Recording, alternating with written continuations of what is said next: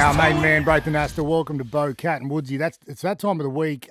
Geez, we're spoilt tonight as a rugby league fan with these games. We are. How good is it? How good This is the best of the year by a long way. The Panthers taking on the Raiders and the Storm up against the Bulldogs. So much to play out, really. The first game's a big one. Panthers up against Raiders. And Raiders are flying. Obviously, they're coming first. And Penrith are, 9 in a row. They only lost that last week's game against Melbourne when I think they probably should have or easily could have.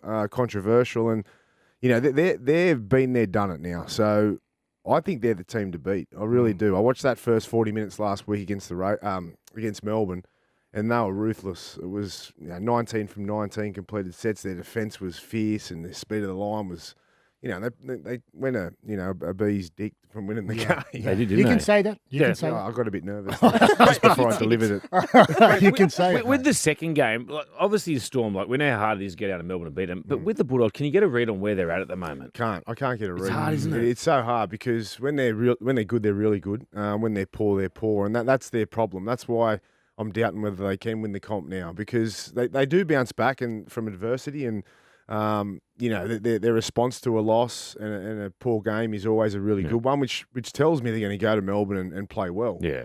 But, Melbourne's going to be hard to beat down there, although no Jerome Hughes still. Just Cameron Munster will move from fullback to 5'8".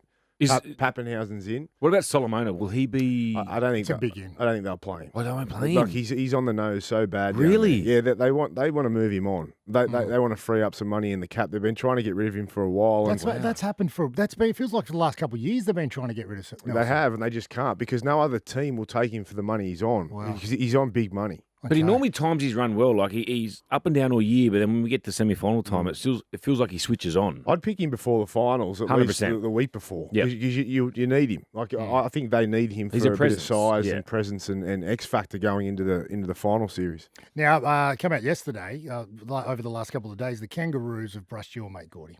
One of your best mates. Now, I'm torn here, mate, because Kevin Walters, he's taken the job. And then half of the players have defected to Samoa, the ones that they thought he was going to keep. We spoke about it last week on the show. And then he wants to assemble his own team, which I believe he deserves the right. Yeah. And then they've come out and said, no, Gordy can't be the assistant, or he come in and do the culture, whatever he's doing. So he's got to go to plan B. Yeah, I don't agree with this, and it's not because I'm friends with Gordy or work with But him. you are, but anyway. Well, I am. But no, honestly, I put Gordy aside. I don't care who he wants to take with him. That's right. But there's got to be some responsibility, faith, and trust in the Australian coach to take his own staff. Gordy's no smug, but it's too much control that the NRL have got over the coach. It is. It's a strange one. He's only got signed a 3-game. That's so weird. I mean, a 3-game deal With the World Cup the next year. World Cup the next year, and then you can't take the staff that you think is going to get the best out of your team, that's going to make you the most comfortable and deliver what he thinks will be for Australia as a head coach. Then,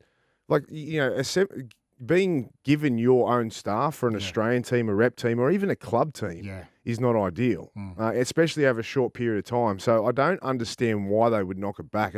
It definitely, if I'm Kevy, I'm not feeling too good about it. No. And you don't want that when you're going into an Ashes. No, I'd love to be in the team and just listen to Broncos stories from Gordy the entire. Well, that's what I was going to say. Do you reckon the players have dodged a bit of a bullet there? Because he would dead set give him an ear back. But he'd get him going, Gordy. Gordy would get him going. I shouldn't say it, but I had a little bit of a chuckle because because Gordy the other day, he came into 360 and he goes, don't tell anyone, boys, but we're going the Ashes.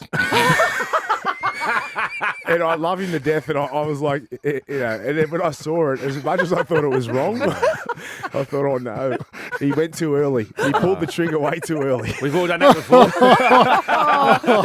Unbelievable, Braith.